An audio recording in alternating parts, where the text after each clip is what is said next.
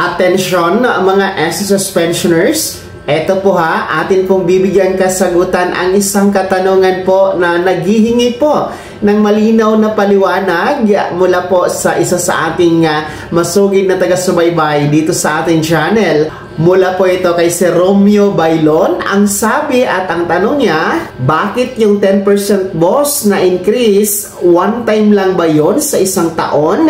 Ibibigay tuwing September lang ba? Pwede po pakipaliwanag dito.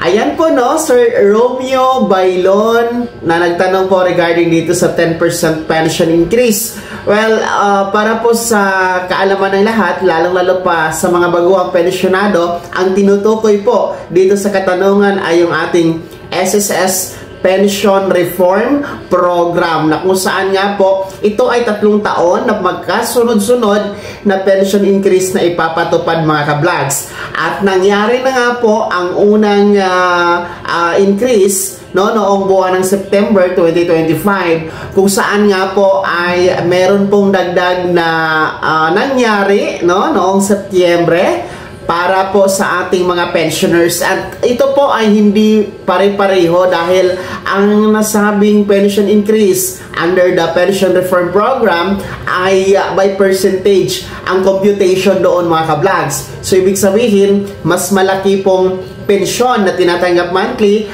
ay mas malaki din po ang dagdag na nakukuha. Well anyway, sa sinabi ko na hindi pantay-pantay dahil by percentage. Yung ating pong mga retiree pensioners and total disability pensioners ay 10% po ang kanilang pension increase na naganap noong September. At yung ating mga death or survivor pensioners naman ay meron po silang 5% pension increase. So 5% lamang po ang ating mga death or survivor pensioners, pero kahit pa paano kasama pa rin po sila sa dagdag pensyon. Para lubos nyo pong maunawaan mga ka-vlogs, nasa screen nyo po ang sample ng computation.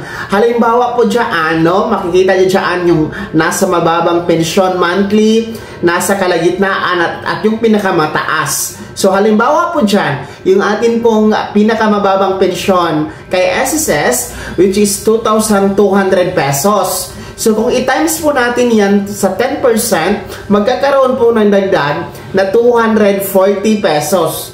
Kaya po noong September, ang ating mga pensyonadong tumatanggap ng 2,200 pesos ay nakatanggap po sila ng additional 240 at nagiging 2,440 pesos po yan mga ka-vlogs. So 2,420 pesos kumbaga mga ka-vlogs. Okay? So yun po yung nangyari noong September. And kung death or survivor pensioners naman po kayo, i-multiply lamang po, i-times lamang sa 5%. Ganun lang kadali siya i-compute.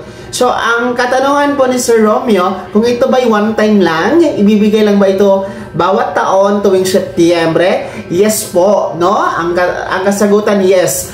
Hindi ito every month, Kung saan nga po, naganap ito una noong September, mangyayari ulit ito next year, buwan ng September, September 2026.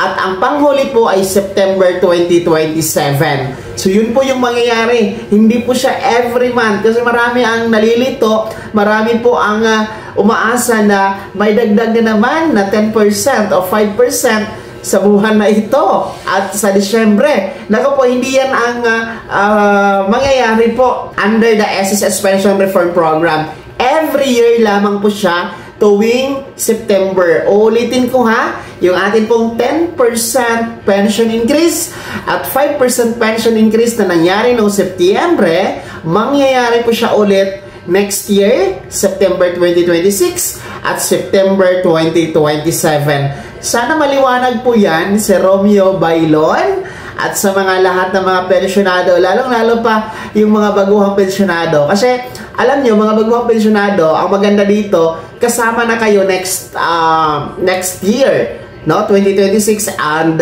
September 2027 sa magkakaroon ng dagdag pensyon.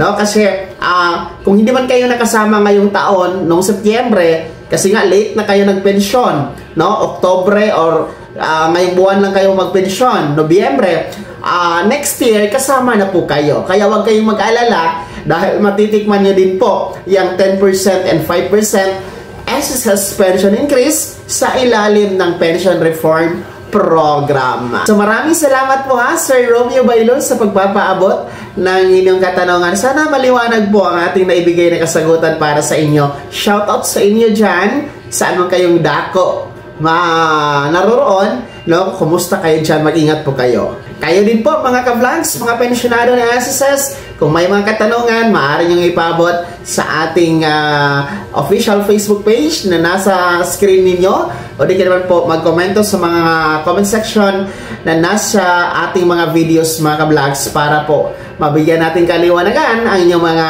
katanungan. Sa mga hindi pa nakasubscribe pa ha, at mga baguhan dito sa aking channel, i-click nyo na muna ang subscribe button na nasa baba, at huwag kaligtaan na i-turn on ang notification bell, ilagay sa all para una ka sa mga balitang may kinalaman sa pagiging miyembro, benepisyaryo at pensyonado sa SSS. Maraming salamat po.